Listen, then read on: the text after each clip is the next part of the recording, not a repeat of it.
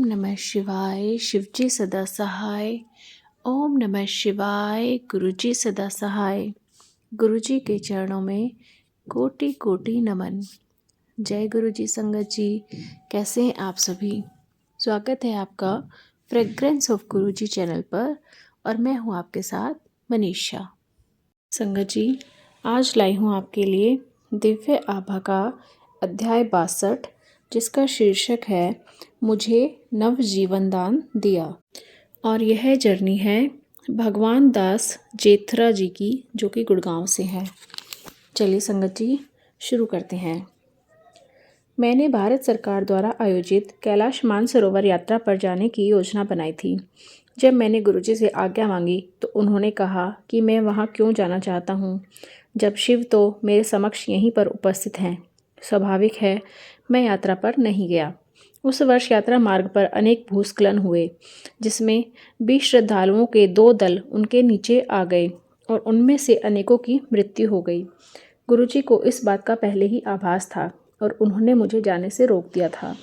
बाद में वह बोले कि देखो, मैंने तुम्हारी जीवन रक्षा करी है। जय गुरुजी। उन्होंने एक बार पुनः मेरी रक्षा करी। मुझे गंभीर हृदय रोग था और एंजियोग्राफी की सलाह दी गई थी। गुरुजी के निर्देश के अनुसार यह अखिल भारतीय आयुर्विज्ञान संस्थान में हुई। इस पद्धति के बाद मुझे गहन सेवा केंद्र में ले जाया गया, क्योंकि मुझे शांत दिल का दौरा पड़ चुका था। मेरी 2 रक्त धमनियाँ करीब करीब पूरी बंद थी और तीसरी 90% बंद थी। उसी दिन अपराह्न में मुझे फिर से दिल का दौरा पड़ा। गहन सेवा केंद्र में होने के कारण मेरा तुरंत उपचार हो गया। यदि मैं घर पर होता तो मेरे पास चिकित्सालय तक पहुंचने का समय नहीं होता। रात्रि 10 बजे बताया गया कि मेरे हृदय की बाईपास शल्य क्रिया उसी समय होनी आवश्यक है, पर 2 कारणों से यह विपत्तिजनक है। प्रथम, मेरे हृदय के अवरोधों के कारण, और दूसरा, मेरे रुधिर पतला करने की औषधियों के लगातार सेवन के कारण। मेरे परिवार के सदस्यों ने जब गुरुजी से उनकी कृपा का अनुग्रह किया तो वह बोले कि चिकित्सकों को अपना कार्य करने दो, मेरे शरीर के अंदर का वह संभाल लेंगे। फिर उन्होंने ठीक वही किया। उसी रात को मेरे हृदय की शल्य चिकित्सा हुई। अंदर अत्यधिक रक्त प्रवाह और अन्य बाधाएं थीं, पर गुरुजी की कृपा से सब कुशलपूर्वक हो गया। अब वह समय बीत गया है और मैं बिल्कुल सामान्य हूँ। इनमें कोई 2 राय नहीं कि उन्होंने मुझे नवजीवन दान दिया है। एक तीसरा अवसर 31 दिसंबर 2006 को आया। हर वर्ष की भांति बड़े मंदिर में आयोजन था। देर रात में जैसे संगत में जाने के लिए गुरुजी से आज्ञा लेनी आरंभ की। उन्होंने मेरे परिवार के सदस्यों को तो जाने की अनुमति दे दी, पर मुझे रुकने को कहा। 1 घंटे के उपरांत उन्होंने कहा कि उन्होंने मुझे नवजीवन दिया है और अब मैं जा सकता हूँ। उस समय मैं उनके शब्दों का तात्पर्य नहीं समझ पाया, पर जब मैं घर पहुँचा तो पता लगा कि मार्ग में जिस कार में मेरा परिवार जा रहा था, घने कोहरे के कारण दुर्घटनाग्रस्त हो गई थी। ठीक उसी समय जब गुरुजी ने मुझे नया जीवन देने की बात करी थी। एक गतिरोधक पर सामने वाली कार ने अचानक ब्रेक लगा दिया और मेरे पुत्र की कार रोकने के सब प्रयास असफल रहे। वह अगली कार से जोर से टकरा गई। सामने का बम्पर और जाली क्षतिग्रस्त हो गए। मेरी पत्नी के सिर सामने शीशे से टकराया, जो टूट गया, पर किसी भी यात्री को कोई चोट नहीं आई। गुरुजी के पास अगले दर्शन पर वह बोले कि उन्होंने पूरे परिवार की रक्षा करी थी। आज भी हमारा परिवार उनकी इस कृपा के लिए कृतज्ञ है। स्पष्टतया गुरुजी सबका भविष्य जानते हैं और विनती किए बिना जो हित में होता है वह करते हैं। अनेक बार तो पता भी नहीं चलता कि उन्होंने क्या किया है। वह सब अनुयायियों की सहायता करते हैं। हमें केवल इतना ज्ञान है कि वह सदा हमारी समस्याओं, चिंताओं और कष्टों को दूर कर देंगे। हम अपने सब मानसिक तनाव उन पर छोड़कर शांतिपूर्वक रह सकते हैं। जय गुरुजी। गुरुजी को मिले बिना उपचार। मेरे ससुर की आयु 90 वर्ष से ऊपर ही होगी। वह मनोभ्रंश रोग से ग्रस्त थे, जो बड़े लोगों को अक्सर हो जाता है। कभी कभी मेरे ससुर परिवार में किसी को पहचानते नहीं थे, आक्रामक हो जाते थे और मति भ्रम होकर कल्पना करने लगते थे। उन्हें गुरुजी में विश्वास नहीं था और कभी उनसे मिले भी नहीं थे। गुरुजी ने मेरी पत्नी की प्रार्थना का उत्तर दिया और इस रोग से, जिसका आधुनिक चिकित्सा विज्ञान में कोई उपचार नहीं है, उनको 90% तक राहत मिल गई थी। जय गुरुजी। छोटे पुत्र और मुझे नौकरी मिली। मेरा छोटा पुत्र एक यांत्रिक है और वह पूंजी बाजार में लगा हुआ था। एक बार गुरुजी ने उससे प्रश्न कर उसे नया कार्य करने की सलाह दी। मेरा पुत्र कई दिनों तक नौकरी ढूंढता रहा पर उसे सफलता नहीं मिली। एक दिन गुरुजी ने पुनः उससे प्रश्न किया और नकारात्मक उत्तर मिलने पर कहा कि उसे 15 दिन में नया कार्य मिल जाएगा। एक सप्ताह में उसको साक्षात्कार के लिए आमंत्रण आ गया और 13वें दिन उसे नया कार्य मिल गया। 6 वर्ष पूर्व मैं योजना आयोग से सेवानिवृत्त हुआ था। उसके बाद मैं कुछ कार्य करना चाहता था पर मुझे कोई अच्छा कार्य नहीं मिल रहा था। गुरुजी ने कुछ अवसरों पर सुझाव दिया था कि मैं किसी अच्छी संस्था में सलाहकार का काम कर लूं। मैं अच्छे कार्य की खोज में लगा रहा। एक दिन अचानक एक पुराने मित्र मिले जिन्होंने एकदम मुझे मेरी पसंद का कार्य दे दिया। संयोग से यह गुरुजी की महासमाधि के कुछ समय उपरांत हुआ। इससे यही सिद्ध होता है कि गुरुजी अभी भी हमारे साथ है और हमारी सहायता कर रहे हैं। जय गुरुजी। संसाधन के अभाव में गृह निर्माण। सेवारत होते हुए मैं चाणक्यपुरी में सरकारी निवास में रहता था। सेवानिवृत्त होने के बाद मैंने द्वारका में एक छोटे घर में रहने का निर्णय ले लिया, पर गुरुजी ने मुझे गुड़गांव में एक 500 गज का भूखंड लेकर घर बनाने को कहा।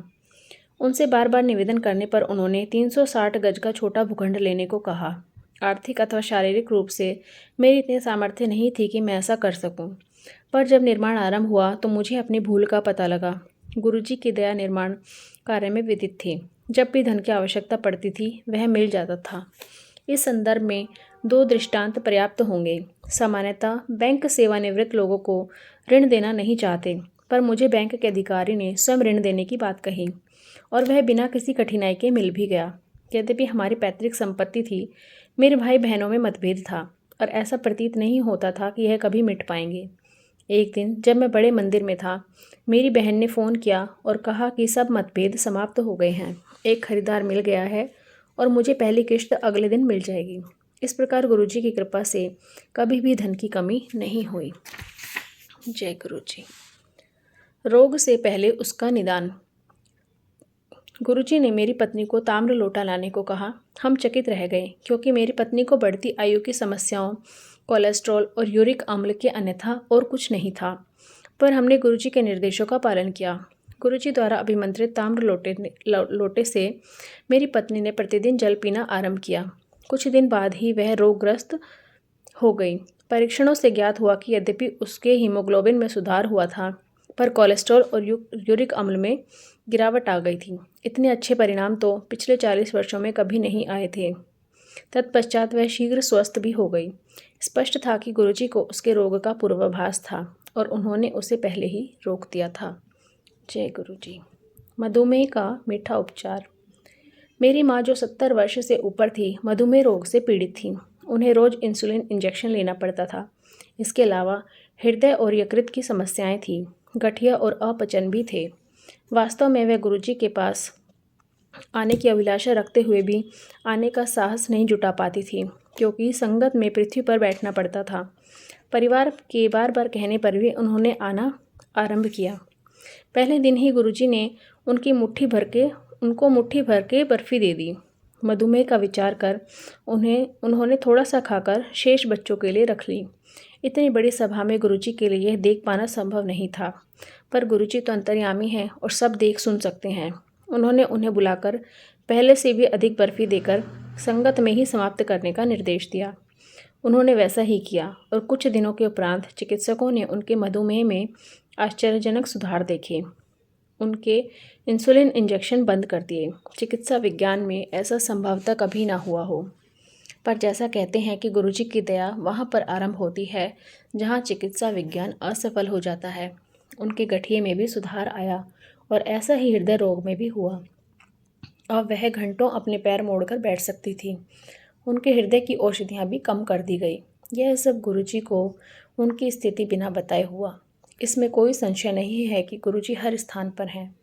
उन्हें बताए बिना उन्हें सबका ज्ञान है और वह सब करने में सक्षम है। वह अपने अनुयायियों के हित में जो भी है वह स्वयं कर देते हैं। जय गुरुजी। अनंतम शुक्राना गुरुजी। तो संगत जी, कैसा लगा आज का अध्याय? कमेंट करके ज़रूर बताइएगा। अगर आप भी अपना सत्संग हमारे चैनल पर शेयर करना चाहते हैं तो डिस्क्रिप्शन बॉक्स में दिए गए ईमेल आईडी या व्हाट्सएप नंबर पर आप अपना सत्संग हमारे साथ शेयर कर सकते हैं। चलिए संगत जी, अब करते हैं मंत्र जाप। आप भी कीजिए मेरे साथ। ओम नमः शिवाय, शिवजी सदा सहाय। ओम नमः शिवाय, गुरुजी सदा सहाय। ओम नमः शिवाय, शिवजी सदा सहाय। ओम नमः शिवाय, गुरुजी सदा सहाय। ओम नमः शिवाय, शिवजी सदा सहाय। ओम नमः शिवाय, गुरुजी सदा सहाय। जय गुरुजी। जल्दी ही मिलते हैं संगत जी एक नए अध्याय के साथ। तब तक सभी अपना ख्याल रखिए। गुरुजी की कृपा सब पर बनी रहे। जय गुरुजी।